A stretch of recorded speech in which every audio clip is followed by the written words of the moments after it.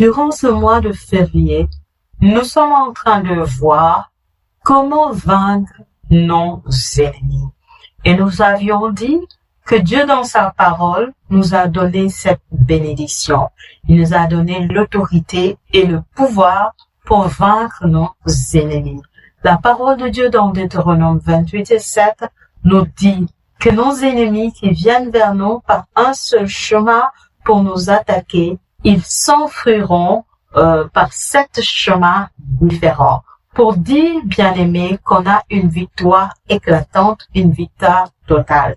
Et Jésus, dans sa parole, va dire dans l'évangile, il va dire qu'il nous a donné pouvoir et autorité de marcher sur scorpions et serpents et de vaincre la puissance de l'ennemi. Bien-aimé, tu as des ennemis qui te combattent, mais face à ces ennemis, Dieu t'a donné la victoire. Et durant tout ce mois, nous sommes en train de voir comment activer cette victoire, comment saisir notre victoire et la rendre manifeste. Alors, l'un des moyens que l'ennemi utilise pour nous attaquer, bien aimé, ce sont les forteresses. Qu'est-ce qu'une forteresse? Comment elle s'établit dans notre vie et comment faire pour en être victorieuse? C'est ce que nous allons voir dans cette vidéo, mais c'est après le générique.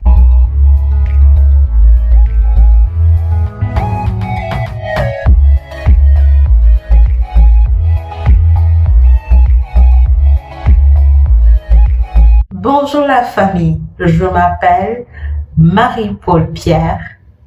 Je suis servante de l'Éternel, créatrice de contenu, coach de vie et entrepreneur pour t'aider, bien-aimé, à te réaliser, à accomplir ta vie de rêve, à entrer dans les promesses de Dieu pour toi. Alors aujourd'hui, nous voulons parler des forteresses. Bien-aimé, qu'est-ce qu'une forteresse? Une forteresse, c'est une pensée, une idée qui est contraire à ce que Dieu dit, qui est contraire aux promesses de Dieu dans notre vie et qui s'établissent en nous de manière enracinée au point de devenir une croyance, une mentalité qui nous conduit et qui nous contrôle. Par exemple, quelqu'un qui, durant son enfance, a entendu qu'on lui dise « Toi, tu ne vas jamais réussir ». Si la personne a accueilli cette parole et cette parole a travaillé en cette personne, elle arrive à un point où elle y croit profondément, à tel point ça devient une forteresse. C'est-à-dire quelque chose qui est profond en elle, qui est enraciné, et même si elle veut agir d'une manière contraire, cette parole la rattrape et la ramène. Et ça fait que cette personne ne pourra pas forcément réussir ou entrer dans sa vie de rêve parce que il y a quelque chose, il y a une croyance qui est là et qui l'empêche d'avancer, de poser le pas. Alors, l'exemple que je donne par rapport à mon expérience personnelle sur ça, c'est que depuis toute petite, j'étais passionnée par le chant, je voulais chanter. Mais les gens de mon entourage m'ont dit, tu ne peux pas chanter parce que tu n'as pas une belle voix. Et c'était entre l'âge de 9 ans et de 11 ans. Donc, j'ai accueilli cette parole, je l'ai cru, j'étais triste au départ. Puis, à chaque fois, voilà, cette parole m'alimentait. Et je suis arrivée à un point où j'en étais pas forcément consciente, mais j'avais cru profondément à cette parole.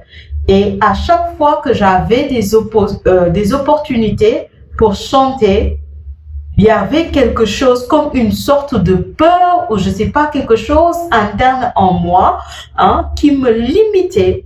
Et ça venait de cette parole qui disait que tu ne peux pas chanter parce que tu n'as pas une belle voix. Bien aimé, comme j'étais passionnée par le chant, j'ai fait plusieurs chorales et à chaque fois que j'intégrais une chorale, on me repérait dans le sens où j'avais une très belle voix et que je devais intégrer le groupe des solistes. Mais à chaque fois qu'on m'identifie que je dois être dans le groupe des solistes, une fois que je le sais, bien aimé, je quitte automatiquement la chorale.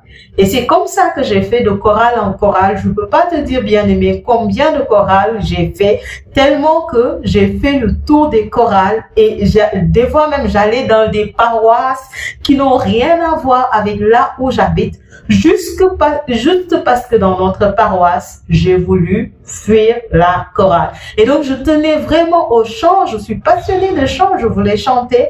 Donc, j'allais toujours dans les chorales. Mais à chaque fois que j'allais, dès qu'on me nommait soliste bien-aimé, je fuis la chorale pour aller dans une autre chorale parce qu'il y avait une peur en moi qui me paralysait et qui me rappelait constamment que je ne pouvais pas chanter parce que je n'avais pas la belle voix.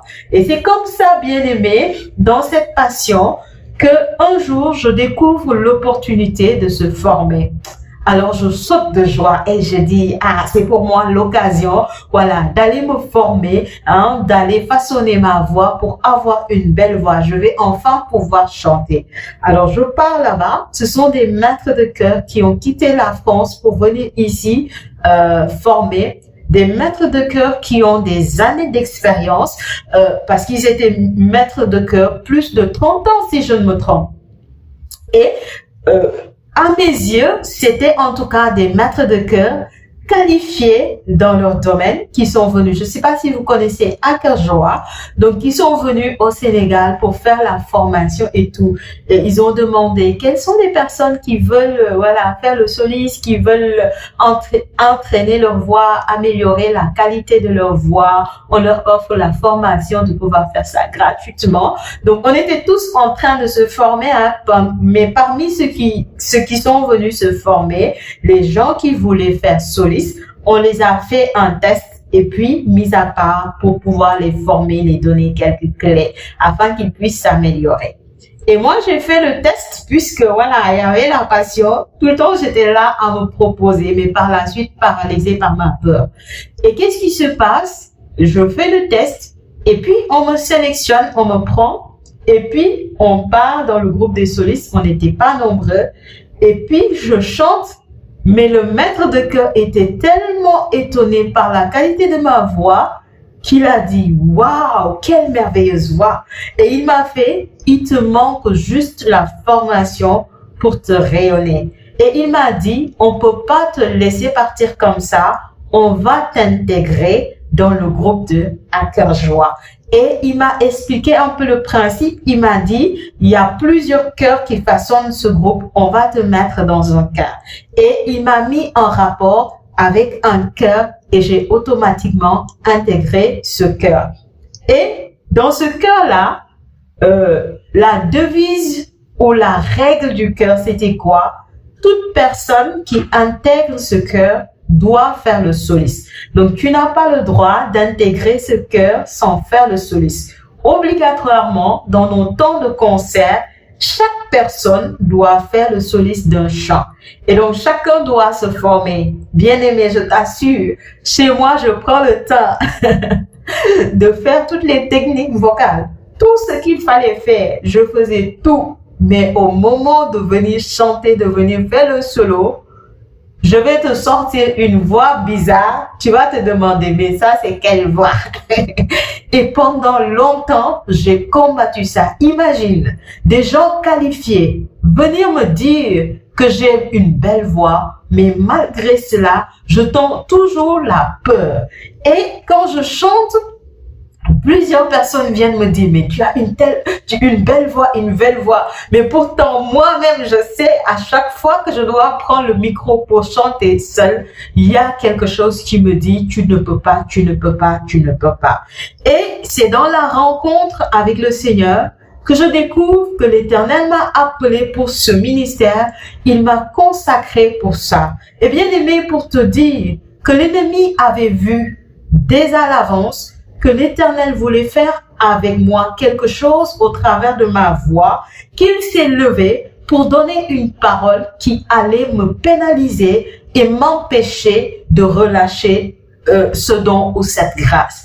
Et jusqu'à présent, bien-aimé, pour entrer pleinement dans cette grâce, c'est un combat. Parce que je suis en train de démolir cette forteresse. Je suis en train de la terrasser. Alors, je te donne cet exemple pour que tu puisses comprendre, bien-aimé, de quoi il s'agit lorsqu'on parle de forteresse. C'est-à-dire, l'ennemi va venir te donner une parole qui vient peut-être des autres. Des fois, ça vient de tes propres pensées. Des fois, c'est comme une idée, une inspiration, mais c'est une pensée qui est contraire aux promesses de Dieu pour toi, qui est contraire à ce que Dieu dit dans sa parole et qui va te lier comme dans une sorte d'esclavage et t'empêcher de produire ce que tu es appelé à produire, t'empêcher d'entrer dans des territoires de faveur. Alors bien aimé, il faudrait que tu démasques toutes les forteresses dans ta vie et que tu puisses les terrasser. Alors je vais te proposer quelques formes de forteresses que l'ennemi utilise dans notre vie. Une première attaque, ça va être l'attaque de l'accusation. Bien-aimé, la Bible dit que le diable est un accusateur. Il est celui-là qui t'accuse, qui te pousse vers la culpabilité ou le mépris de tes sources. Alors, qu'est-ce que ça veut dire? Ça veut dire, il va te donner une pensée de ce que tu as fait, ce n'est pas bien. Certes, ce n'est pas bien, mais il va venir l'exagérer et t'amener à te culpabiliser. Bien-aimé, Jésus a donné sa vie sur le bois de la croix pour que toi et moi, nous soyons sauvés, restaurés et réconciliés avec le Père. À chaque fois que tu as péché et que tu implores la grâce de Dieu, Dieu vient à ton secours. Bien-aimé, dès l'instant où tu nais de nouveau, tu donnes ta vie à Jésus, tes péchés ont été effacés par le sacrifice de Jésus sur le bois de la croix. Mais la Bible dit que le juste pêche 7 fois. En fait, la marche avec Dieu, c'est un processus. La conversion, ce n'est pas une affaire d'un seul jour. Le jour où tu donnes ta vie à Dieu, le jour où tu accueilles Jésus dans ta vie, bien-aimé, tu quittes le royaume des ténèbres pour entrer dans la lumière de Christ. Mais la sanctification en toi, c'est un processus.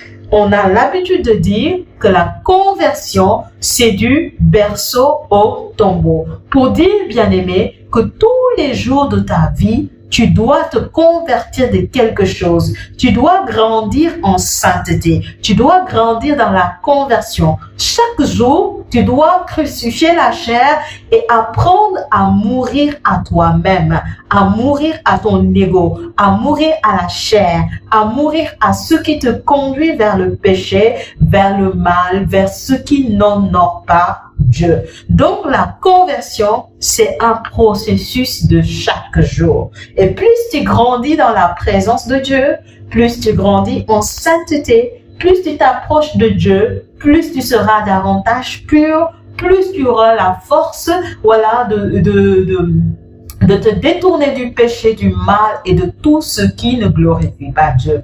Pour dire, bien-aimé, même si tu donnes ta vie à Jésus, il y aura forcément des faiblesses dans ta vie qui vont se manifester puisque la parole dit que le juste pêche 7 fois. Mais bien-aimé, ces péchés que tu fais, en te connectant à la grâce de la sainte passion de Jésus par son sang qui a été coulé, tes péchés sont effacés et tu es purifié, blanc comme la neige. Mais l'ennemi va venir exagérer ces péchés-là et t'amener dans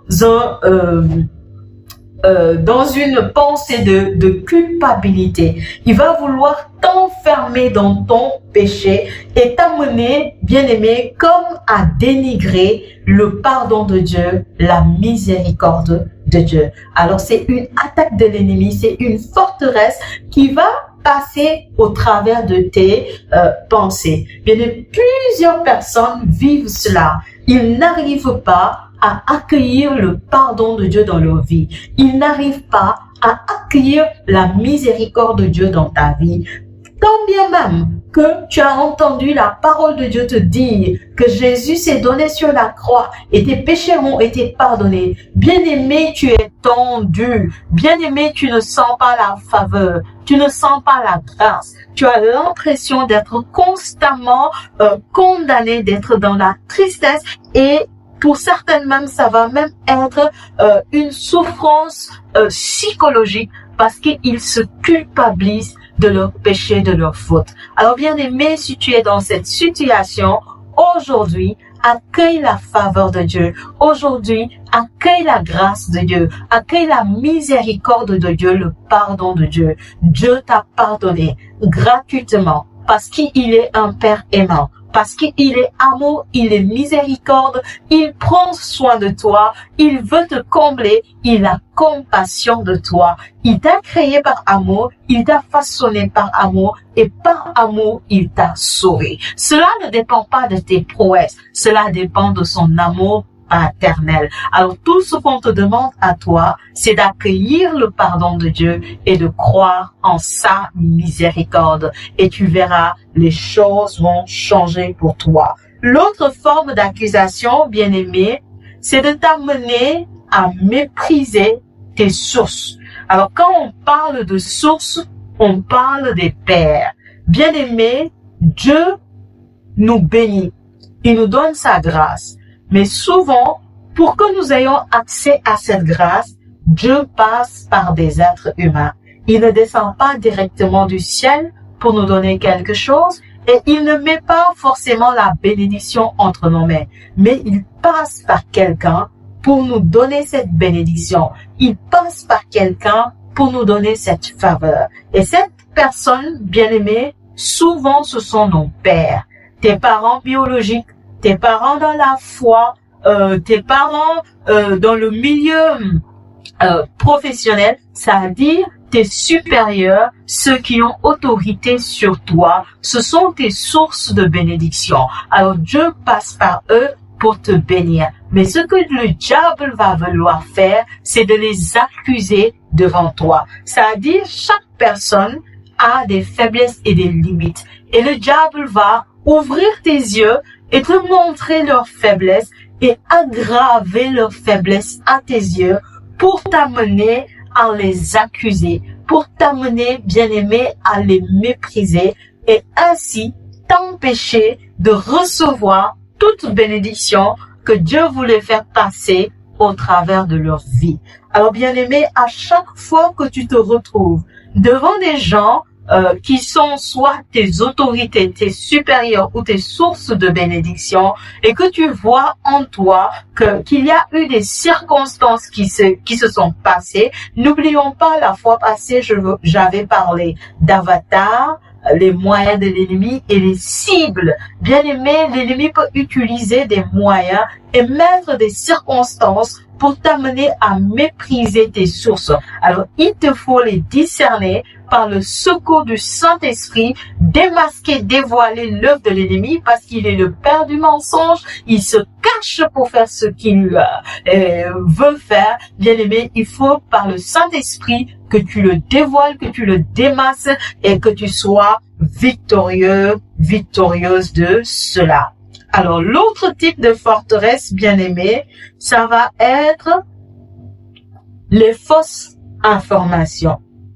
Bien aimé, il y a des choses qui se passent autour de nous, mais Dieu ne nous révèle pas tout.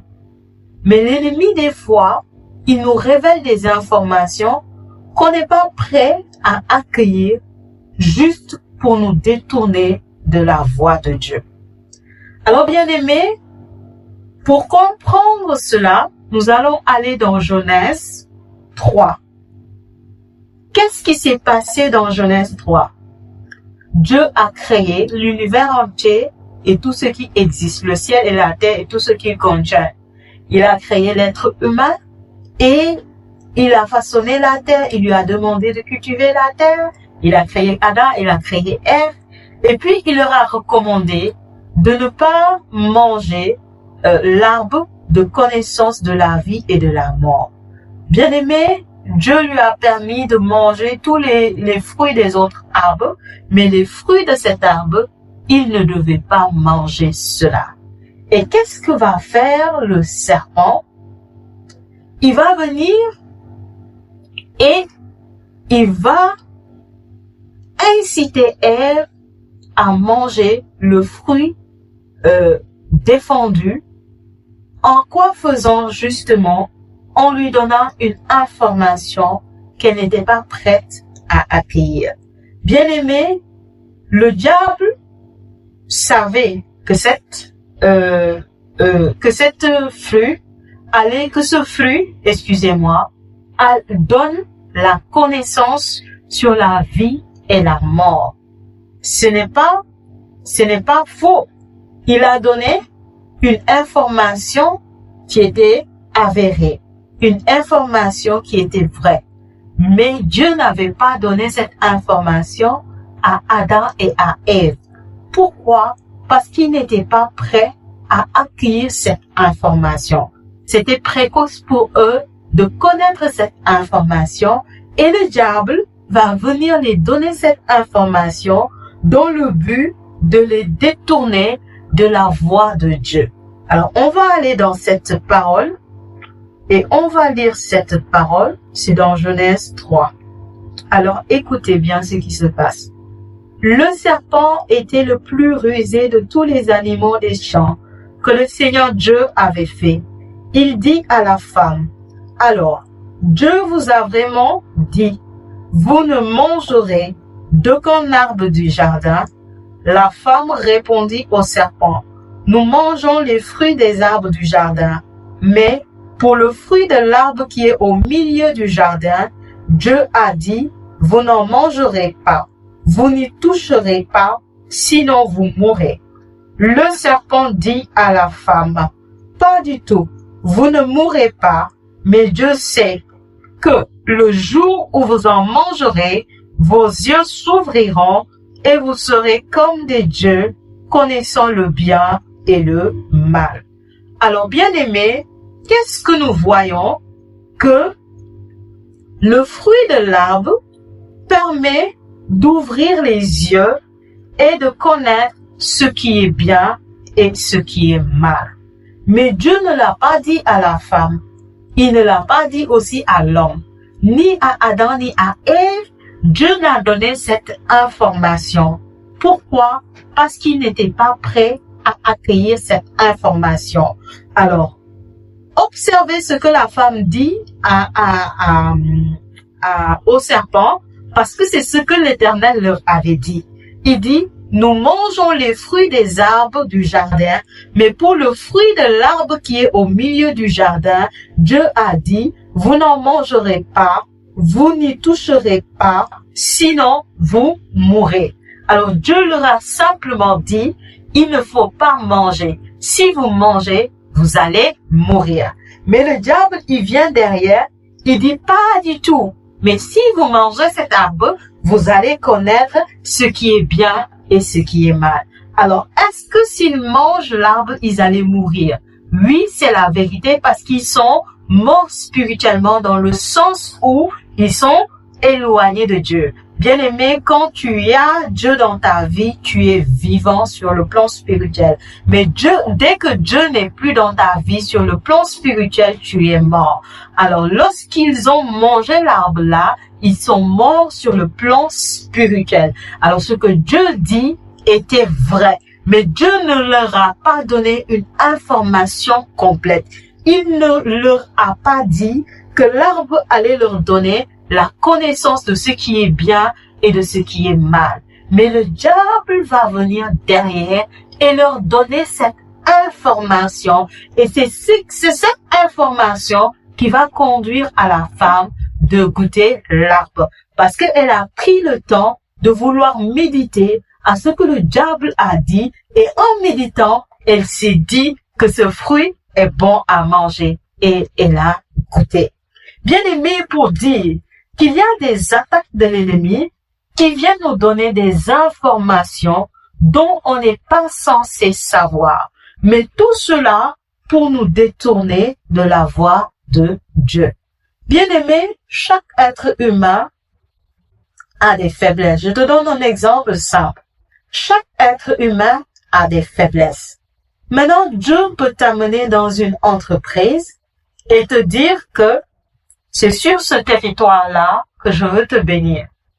Mais sur ce territoire, il y a quelqu'un qui est ton hiérarchie. Et Dieu ne te dit pas quelque chose de spécial par rapport à lui. Il va tout simplement te dire, soumets-toi à ton responsable. Et alors que tu as commencé le travail et que tu as commencé la soumission, le diable va venir derrière et il va créer des circonstances qui vont faire que des gens vont venir, ils vont te raconter les limites, les faiblesses du responsable de ton hiérarchie, et toi qui vas avoir les yeux rivés sur ça, et le diable va saisir de cette occasion, bien-aimée, pour l'accuser à tes yeux et aggraver ses erreurs. Et tu vas tellement être surpris de cela parce que tu n'étais pas prêt à accueillir ces informations et tu seras dans l'incapacité de te soumettre à cette personne comme Dieu te l'a dit. Et le cible de l'ennemi, c'est justement de t'amener à désobéir à l'Éternel. Alors bien aimé, il faudrait que tu apprennes à discerner ces attaques de l'ennemi afin de pouvoir les vaincre. C'est le deuxième type d'attaque de l'ennemi sous forme de forteresse. C'est l'attaque du serpent. Troisième type, bien-aimé, ce sont les faits avérés. Qu'est-ce que ça veut dire? L'ennemi va venir t'attaquer avec la réalité, mais qui n'est pas la vérité. Bien-aimé, la parole de Dieu dit que par les meurtrissures de Jésus, nous avons la guérison. La parole de Dieu nous dit que Jésus, par sa sainte passion, il a pris nos malédictions et il nous a donné sa bénédiction.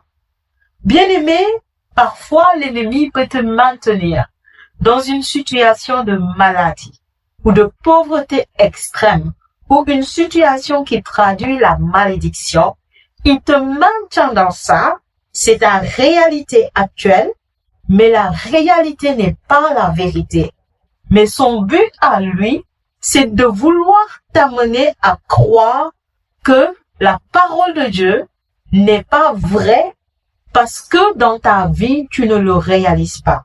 Et bien aimé, si tu t'identifies à cela, tu te détournes de la grâce de Dieu. Comme je l'ai dit tantôt, Dieu dit dans sa parole, par les meurtrissures de Christ, nous avons la guérison.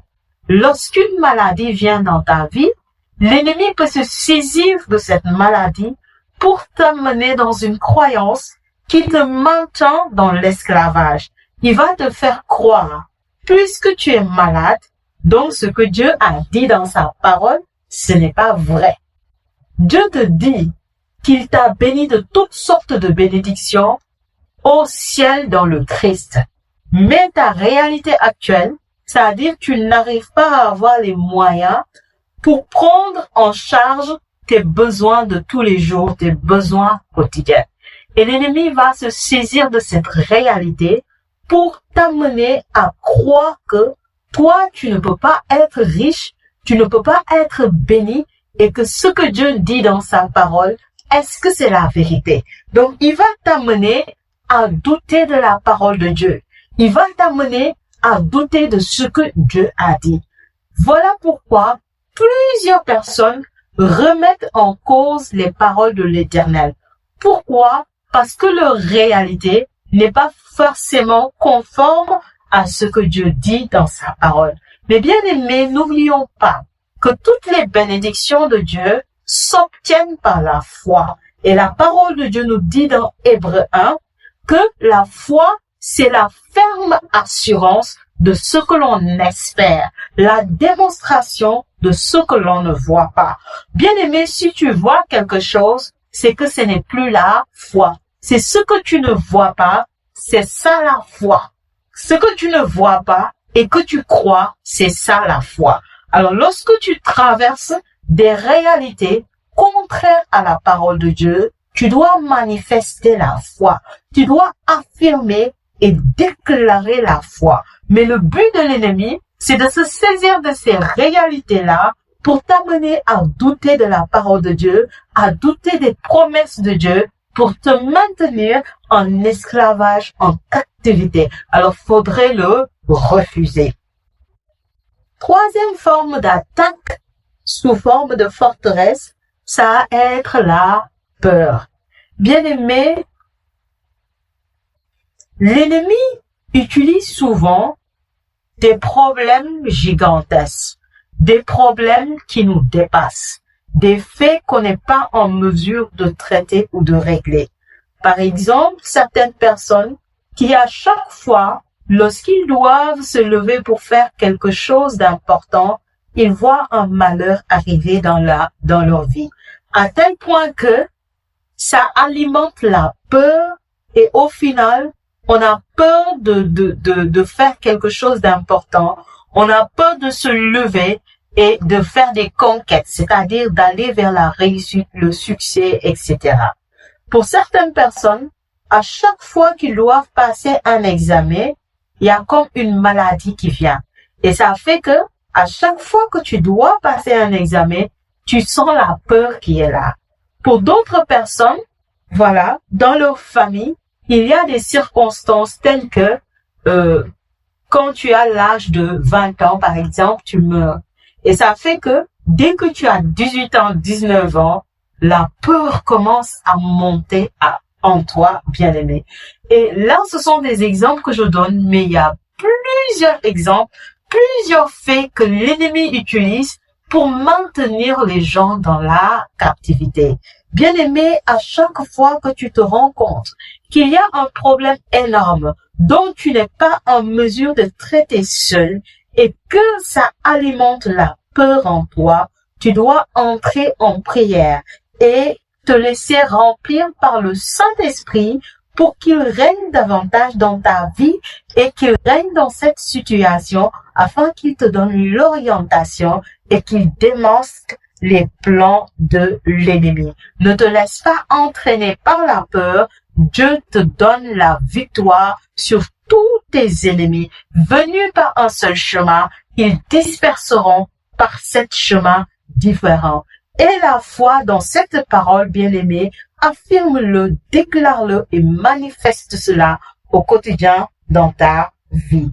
Alors, l'autre forme d'attaque, qui est aussi une forteresse, ça va être les déclarations. Mais là, je veux insister sur les déclarations qu'on reçoit à bas âge. Bien-aimé, souvent étant enfant, on entend généralement nos parents ou les membres de nos familles nous donner certaines paroles qui vont être des paroles qui nous limitent. Comme quelqu'un qu'on va dire, tu es maladroit. À chaque fois qu'il fait quelque chose, on lui dit, tu es maladroit. Pour une personne qu'on a l'habitude de dire, tu es bête. À chaque fois qu'il pose des actions, on lui dit, tu es bête, tu es bête, tu es bête. Ce sont des paroles que l'enfant va croire et qui vont devenir des forteresses dans sa vie et qui plus tard vont l'empêcher de dévoiler son propre potentiel. Bien-aimé, quand tu as reçu une étiquette étant enfant, lorsque tu grandis et que tu veux t'accomplir, te réaliser, il va falloir démasquer cette forteresse et la démolir. Autrement, ça va te limiter et t'empêcher d'entrer dans ton territoire de faveur. Alors peut-être que durant ton enfance, on t'a dit que tu n'es pas capable, tu n'es pas capable, tu n'es pas capable. À tel point que pour toi, tu n'es pas capable de faire quelque chose. Mais imagine que tu veux te réaliser. Si tu n'es pas capable, comment vas-tu te réaliser? Il va falloir démolir cette forteresse. Bien-aimé, si tu il a reçu une parole que tu sens que ça te limite par rapport à ce que tu dois faire, tu dois prendre le temps de démolir cela afin de pouvoir te réaliser. Alors, prends le temps, voilà, d'observer quelles sont tes croyances profondes, quelles sont les paroles que tu as reçues étant petite, quelles sont les étiquettes. Est-ce qu'il y a eu une parole qu'on t'a répétée souvent étant petite, une parole qui aujourd'hui te limite et t'empêche justement de te déployer? Alors, prends la résolution de démolir cette parole. La dernière forteresse que je vais te donner, bien-aimé, c'est la voix intérieure. Plusieurs personnes sentent ou entendent une voix intérieure qui les limite. Pas entendre de manière audible, mais entendre au niveau de leur pensée. C'est-à-dire, il y a une phrase que tu répètes régulièrement et c'est une parole qui te limite. C'est une parole qui te retient. C'est une parole qui te dénigre. L'exemple que je donne, il y a des gens qui alimentent la parole de « tu vas mourir ». C'est comme une voix intérieure en toi qui se répète régulièrement. Tu vas mourir, tu vas mourir, tu vas mourir, tu vas mourir. Et au fur et à mesure que cette voix se répète en toi, c'est une voix que tu entends, mais tu l'entends en esprit. C'est-à-dire que c'est au niveau de tes pensées. Tu ne l'entends pas de manière audible. Pour certaines personnes, ça peut être audible.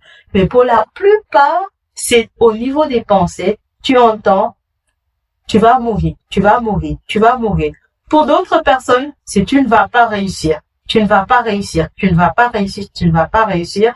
Bien aimé, si tu entends une parole comme ça, une phrase comme ça, qui vient te limiter ou qui vient déclarer une malédiction dans ta vie, sache que ce n'est pas l'Éternel, ça ne vient pas de toi, ce ne sont pas tes propres pensées, c'est une œuvre de l'ennemi, c'est une oppression satanique, c'est une oppression diabolique qui a pour but, bien aimé, d'amener la malédiction dans ta vie et de t'empêcher, bien aimé, d'entrer dans tes territoires de faveur. Alors, si tu constates cela dans ta vie, prends la résolution d'entrer dans la présence de Dieu par la prière et de laisser l'Éternel impacter ta vie et de laisser l'Éternel transformer ta vie pour te donner, ô bien-aimé, d'être victorieuse des manigances de l'ennemi.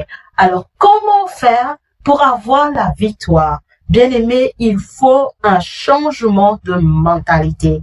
Quand on vient à Jésus, la parole de Dieu nous dit dans Romains 12 que il nous faut changer de mentalité. Il ne faut pas vivre selon le siècle présent, mais il faut laisser son intelligence être renouvelée par la parole de Dieu. Bien-aimé, tu as besoin d'être renouvelé dans tes pensées. Tu as besoin d'avoir la mentalité du royaume. Et c'est le Saint-Esprit en toi qui va venir faire ce travail. En quoi faisant? À chaque fois que tu vas méditer la parole de Dieu et que tu laisses le Saint-Esprit t'orienter, te visiter, le Saint-Esprit va opérer une transformation de mentalité. À chaque fois que tu vas écouter des enseignements ou des exhortations comme ce que je suis en train de faire et que tu es à l'écoute de l'Esprit qui te parle au travers de ces temps d'enseignement ou d'exhortation, le Saint-Esprit va venir renouveler ta mentalité et faire une forme de transformation. Alors bien aimé, quand tu écoutes une exhortation comme celle-ci, alors il te faut t'asseoir, invoquer le Saint-Esprit pour qu'il te révèle quelle est la forteresse qui a été bâtie dans ta vie. Et tu vas maintenant être intentionnel. Tu ne vas pas attendre les temps d'enseignement ou les temps où tu médites la parole. Bien aimé, il faut les faire. Il faut avoir un temps de méditation de la parole. Il faut également écouter des enseignements. À chaque fois que tu le fais, la transformation s'opère. Mais pour que ça aille plus vite, pour que ça soit accéléré, bien aimé, tu vas être intentionnel et prendre un temps où tu vas chercher par rapport à ce que tu entends dans tes pensées par rapport aux forteresses qui a été bâtie dans ta vie, tu vas le confondre à la parole de Dieu. Qu'est-ce que la parole de Dieu dit par rapport à ça? Qu'est-ce que ta parole de Dieu dit par rapport à ta situation? Et tu vas maintenant avoir une attitude de foi. C'est-à-dire, tu vas croire en ce que Dieu a dit et tu vas commencer à le déclarer, à le déclarer, à le déclarer. Dieu a dit qu'il t'a donné pouvoir et autorité de briser le pouvoir de l'ennemi, de briser ses manigances et ses œuvres. Alors que tu te lèves dans la foi, bien-aimé, et que tu commences à déclarer ta foi, tu commences à déclarer ce que Dieu a dit dans sa parole, tu vas voir que tu vas démolir la forteresse. Et au fur et à mesure que tu le fais, bien-aimé, la forteresse va se déraciner dans ta vie. Elle n'aura plus de poids, elle n'aura plus d'impact. C'est comme ça que tu vas me voir maintenant chanter plusieurs fois sur YouTube devant les gens. Je me permets de chanter, non pas parce que je me dis que j'ai une belle voix. Je n'ai toujours pas fini de faire ma formation, mais quand même je chante. Même si je dégame, je chante parce que j'apprends à terrasser cette forteresse et à être victorieuse face à mes ennemis, visibles comme invisibles. Et c'est cela ton partage bien-aimé. Et c'est cela que je prie pour toi, que l'Éternel te donne vraiment d'expérimenter la victoire et de démolir toutes les forteresses que l'ennemi a construites et établies dans ta vie. Bien-aimé, tu es victorieux au nom de Jésus. Tu es vainqueur dans le nom puissant de Jésus. Saisis-toi de cette bénédiction et manifeste-le pleinement. Et moi, j'ai été dans la joie de partager ce temps merveilleux avec toi, dans la présence de notre Dieu. Et puis, je te dis, reste connecté pour plus de contenu. Et puis, à la prochaine fois, que Dieu te bénisse. Amen.